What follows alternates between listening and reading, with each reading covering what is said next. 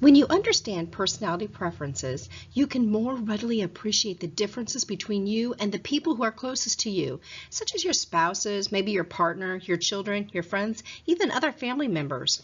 And in most areas of life, when differences between you and someone else are bothersome or frustrating, you can actually avoid them in some kind of way. But what if that person is your best friend? Or maybe that person's a loved one, a family member, or even your spouse. You'd have to do a lot or lose a lot to walk away from it.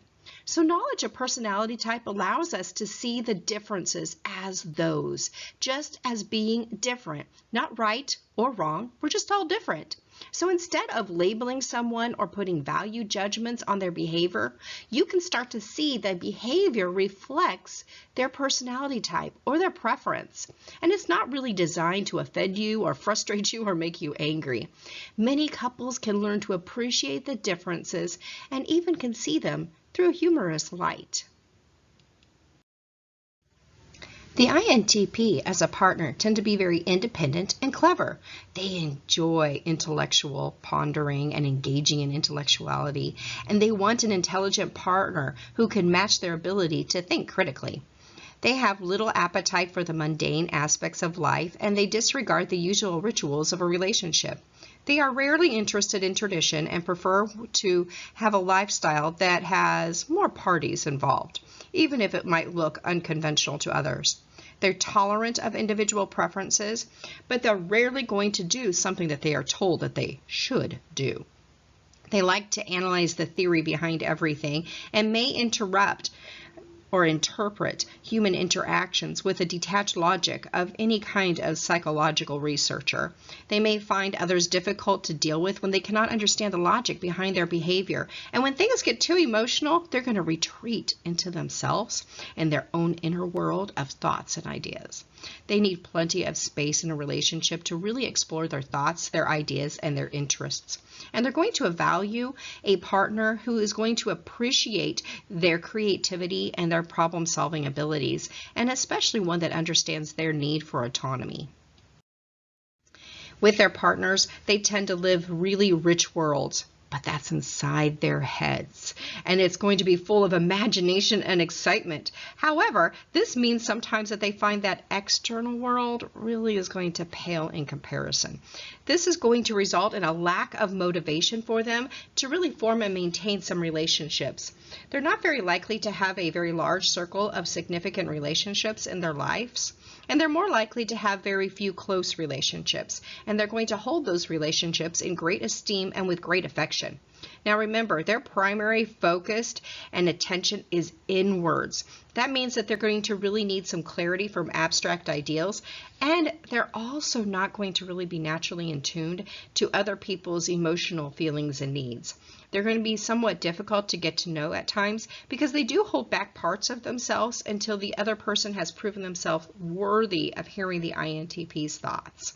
They're going to hold some kind of knowledge or brain power above everything else in importance. And they're going to choose to be around people who consider, or they consider to be as intelligent and clever as they are. Now, once the INTP, however, has chosen to really commit themselves to a relationship, they will be faithful, they will be loyal, and they're going to form a very affectionate attachment that is very straightforward. They have no interest in game playing, and especially when that comes to relationship. But if something happens which they might consider irreconcilable, they might leave that relationship without even looking back. The strengths of the INTP within a marriage is that they're going to feel love and affection for those that are close to them, and it's very pure, almost childlike at times. They tend to be very laid back, they're easygoing, and at many times they're going to defer to their mates as to what they would like. They will approach things that interest them very enthusiastically. They're imaginative and they're creative, and they do not really get personally threatened by conflict or even criticism. They also tend not to be very demanding, and they have very simple needs. On the weaknesses side, however, they're not naturally in tune with other people's feelings, sometimes not even their own, which means that they can really be slow to respond to any kind of an emotional need. They are not very naturally good at expressing their own feelings and emotions, and they are suspicious at times, almost distrusting of others. Now, When it comes to practical matters like money management or routines or scheduling, they're not very good at this. They also have a very difficult time in leaving bad relationships, and there will be times when they, although are good at conflict, may actually blow off a conflict situation by ignoring it, or they're going to blow up in anger just to be able to be done with that conflict. Within intimacy, they're going to approach it very seriously, just as they do all things in life. They're going to approach it with intellectualism and seriousness. They take vows and commitments very seriously, and they tend to be very faithful and loyal. Now, they're pretty easy to live with and to be around because they have very simple needs, and they're not very demanding of partners. But while their eternal life is very theoretical and complex, their external life is very simple. They like to keep the complexities of their external world to a minimum so they can focus their brain power on what's working inside, so they can be creative and imaginative and work through theories. And this makes them to be very straightforward and honest lovers with a love that's very pure and simple and uncomplicated. Now, although they choose to keep things straightforward in their relationships, this does not mean that they lack depth, that they lack feeling, or that they lack passion. They are very creative with very vivid imaginations. They're excitable, they're passionate, and they love love. So sometimes, although they have a problem reconciliating those exciting visions of their inner world with the actuality of what's going on outside. So sexually, the INTP is going to approach intimacy with enthusiasm and excitement. And they're going to play down the need that they have for sexual relationships in their lives, because remember, they have that inner life, right? And they don't want to show that they really need somebody. But they are going to use rich imaginations and childlike enthusiasm in order to make the most of the moment. They are going to experience the moment with vivid intensity inside of their own minds, although this may not be apparent to their partner. So the largest area of potential strife within their relationships is their slowness to understand and to meet their needs or emotional needs of their partners. Because they are extremely dedicated to relationship, though, and they have a deep love or deeply in love with their partner, they still have no understanding of really their mate's emotional life, which means that they have difficulty in expressing their own feelings and the feelings of their spouse or their partner. Now, since they don't express themselves very well, and it may be in their own due time that they'll eventually understand and they'll be able to respond to their partner's needs. So this, however, can cause some problems in relationships, and the INTP can really work on becoming more aware of their partner's feelings and not requiring explicit positive affirmations in order to be loved by that INTP. Now remember, they don't like any complications, messy, they don't like interpersonal conflict, so they're going to really fall into a habit of ignoring conflict at times.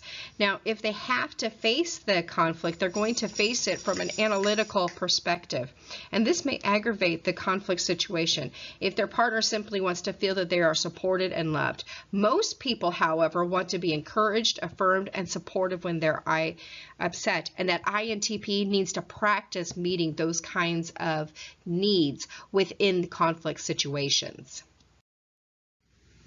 The kindred souls for the INTP are the ENTJ, ESTJ, INTJ, INFP, and the ENTP.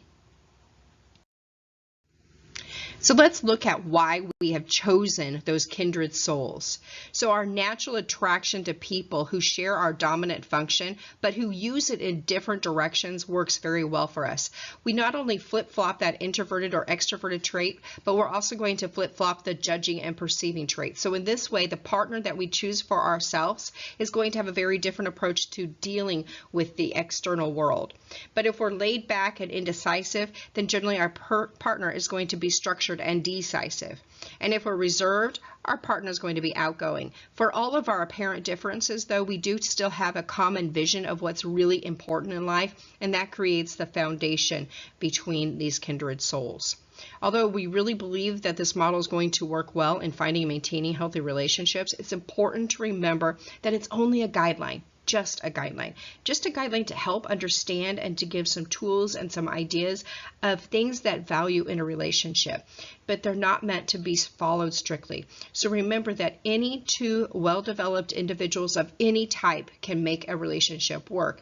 And work is the key problem here and the key concept, because there's no such thing as an effortless relationship. So don't use these ideas as an excuse to really dump your relationship.